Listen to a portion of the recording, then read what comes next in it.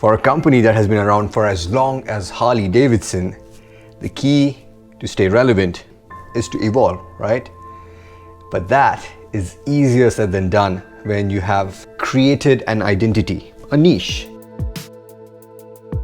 And I've followed that philosophy for all of these years.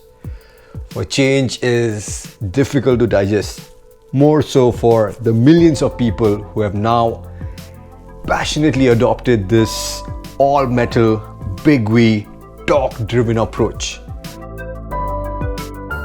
But what if you flip the script?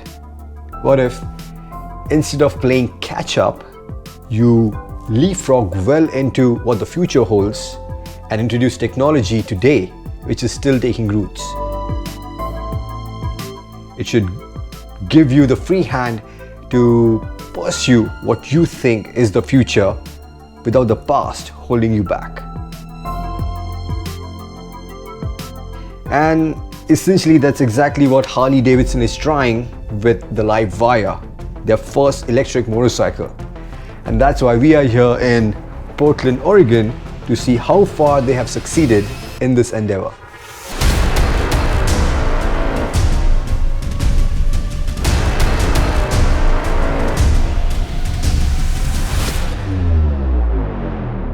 So first impressions, I have to say I'm very impressed. I mean, look at it. It's like no Harley I've seen before. It's super compact, it's super sporty, and it's loaded to the teeth with electronics. I mean, to start with, first the motor, right? A 15.5 kilowatt hour electric motor which pumps out 105 horses and 116 Newton meters of torque from the moment you twist the wrist. And that's exactly why Harley has introduced a whole suite of electronic aids. We're talking a 6-axis IMU, which now gives you the option of having cornering ABS, cornering traction control, and you also have regen. You know, as soon as you get off the gas, the decelerating power can be used to charge the batteries. And because sometimes in some of the settings the regen can be really high, you also have a torque limiter, which is kind of like a slipper clutch on traditional motorcycles, which ensures that the front and the rear wheels stay in line. You also have a good 7 riding modes. You have rain, road, sport, eco to get the most range, and of course you have 3 custom modes which allow you to play around with the throttle sensitivity, the traction control intervention, how much regen you want, so on and so forth. And also for the first time on a Harley, we are witnessing Showa's big piston separate function forks at the front, fully adjustable shock at the back. You have Michelin Scorcher tires so that you can have a lot of fun in the canyons.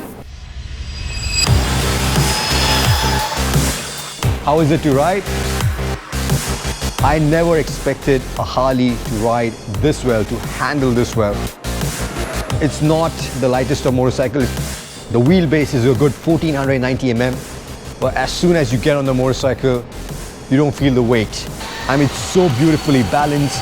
I love the chassis. It is so direct. It's easily the most communicative chassis which I have experienced on a Harley before. Even the tightest sections up in the mountain, it was so easy to ride, felt so comfortable, leaning the bike in the corners. Very agile, which is not what I was expecting from a motorcycle with these dimensions. The brakes could have been a little bit better, but then Harley introduced me to the concept of regeneration and the fact that I just had to bump it up, which is essentially like bumping up the engine braking on your traditional motorcycle.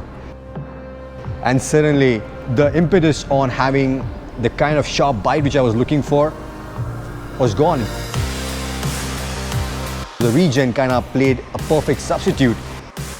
Also in terms of the outright power and acceleration, man, those numbers, you better believe them, because as soon as you get on the gas, I could feel the torque kick in.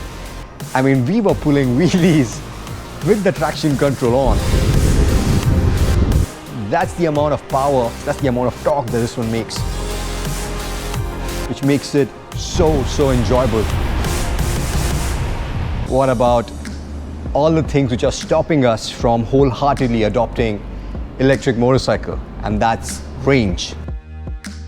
Now this one on paper, if you ask Harley, it promises an in-city range of 225 kilometers. And also if you're looking at city/highway, you're looking at about 140 odd kilometers. What we did yesterday was we rode it for about 67 miles. And by the time we were back, I still had another 20 miles in the pocket, which gives you a range of about 87 miles, which is close to what Harley is claiming, which is about 140 odd kilometers. Not just that, they're also bringing up the entire infrastructure. They're looking at 250 power outlets, which will be at dealerships all across the US and also in Europe by the time this motorcycle is launched in September, which means that you will have a high charge power point within a 70-mile radius of wherever it is that you're going.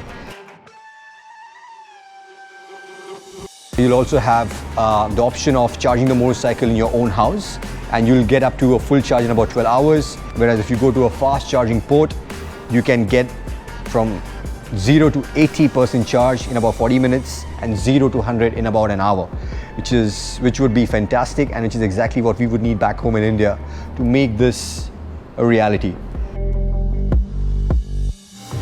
As far as India is concerned, it will be a while before we can expect something like the Livewire to come to India, because we need the infrastructure. And there's also a cost which is involved, because this motorcycle is Harley proving to the world what it can do.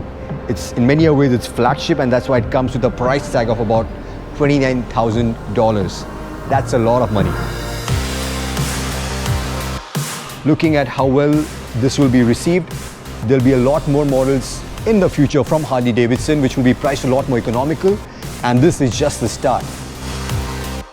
As a motorcyclist, all my apprehensions which I had about getting onto an electric bike and missing what we love so much about our conventional motorcycles, well, that theory, that prejudice is down and dusted.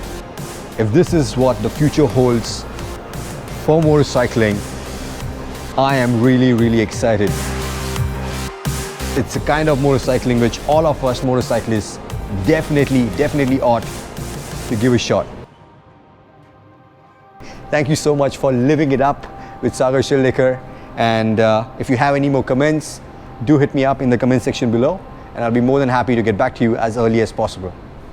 Ciao.